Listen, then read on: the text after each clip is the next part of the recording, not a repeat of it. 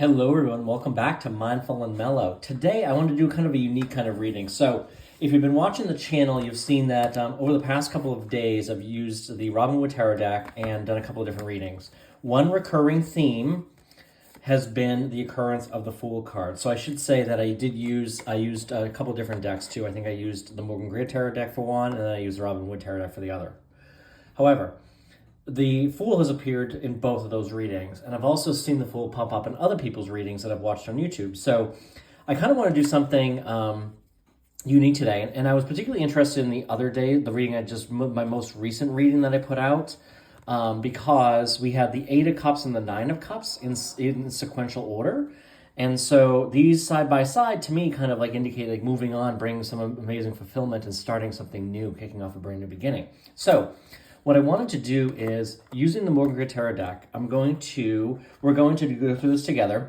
We are going to shuffle the deck. We're going to look for the Fool card, and we're going to see what cards are on either side of the Fool for any particular guidance. On like, what is this leap of faith? What is this brand new beginning? Tell us more about it, because I really feel like there's something there. Like when a card keeps appearing, it's almost like the universe trying to say, like, I told you already. Like, you know, like I meant what I said. So let's just jump right in. I'll do another shuffle here. Let's see. They're all going the same direction. So that's good. All right. So let's see where the Fool card is. So instead of pulling cards, I'm just going to search for the Fool. I'm going to pull two on either side of the Fool, okay?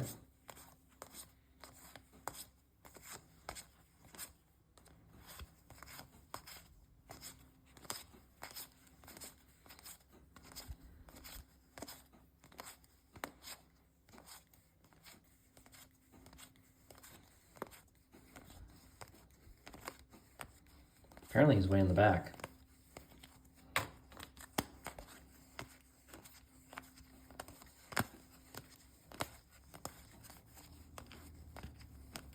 Wow. Here it is. Okay, so here's the Fool card. So I'm going to put that down here. Okay, so in front of the Fool, on that one side, we had the Moon and the Queen of Pentacles. So I'm going to put those down right there.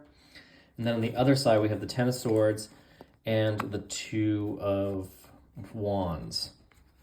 Okay, so looking for some insights as to like, what is this brand new beginning, or what is this leap of faith they're going to take? So, all right, so with the Moon card, I kind of get something like something we don't feel coming, right? Like we don't feel it coming. It's kind of like it's below the surface, perhaps. So this may be something I've been subconsciously, or you've been subconsciously manifesting or thinking about, and it might be coming into play, and you might be getting some sort of like an opportunity to kind of start something brand new.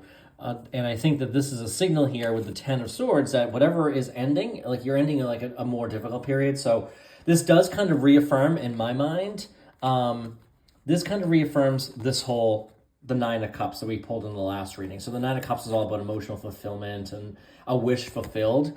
That might mean, hey, after coming out of something that seemed, a little stressful, a little anxious, a little difficult, maybe it's been a difficult, challenging time, you're moving into this wish fulfillment or this whole full abundance period. The Moon card to me is I'm definitely getting like, these two dogs or whatever they are seemingly howling at the moon. So there is a little bit about that mystery there, but there's also something maybe potentially being illuminated or something being obscured from view. So this might be something that like you haven't seen yet. Like, so in other words, if there's an opportunity to take a leap of faith and do something, it might not have made itself apparent to you yet, but it's coming, okay? It's coming. It's going to end a difficult period. And, he's kind of like looking into this crystal ball, in this Two of Wands, just looking into that. So I feel like you're going to have a decision to make, okay? Bottom line, you're going to have a decision to make. Like, do I do this or do I not do this? I don't know necessarily what that's going to be. But with the Two of Wands, he's in a position of like, he's got the whole world in his hands. Like he has the ability to kind of take the control. It's up to him. It's up to him. So that's what I'm getting that strongly. It's up to you, in other words, to, take this particular action, whatever it might be.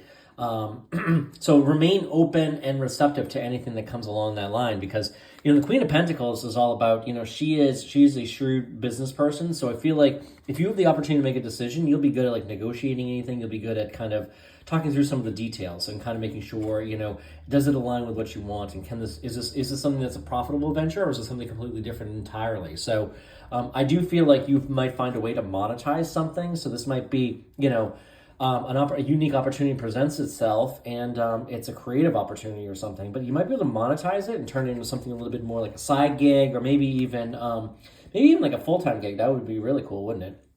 But it might seem like I'm definitely getting the feeling, particularly with the Fool, you know, and the whole leap of faith, that some people might be like, "What are you doing? Like you're crazy. Like what are you doing?" But I feel like whatever you're going to do, it's really going to light you up. I feel like you've been kind of beaten down with this Ten of Swords, and you're kind of fatigued. And, you know, typically, sometimes people will say the Ten of Swords is like being stabbed in the back. And yeah, maybe it is, but also it's almost like, you know, he's almost kind of giving a little blessing. Look at his hands, like kind of like the Hierophant. He's kind of giving a little bit of a blessing with his hand. He's kind of got his two fingers together, very similar to the Hierophant in the tarot, in the Major Arcana card. So, you know, I feel like it's kind of like good things are coming, and your future is being blessed for more positive events going forward after, you know, tens are always about endings, right? So I do feel like this is a blessing, something that's coming in, maybe a blessing in disguise it just came from.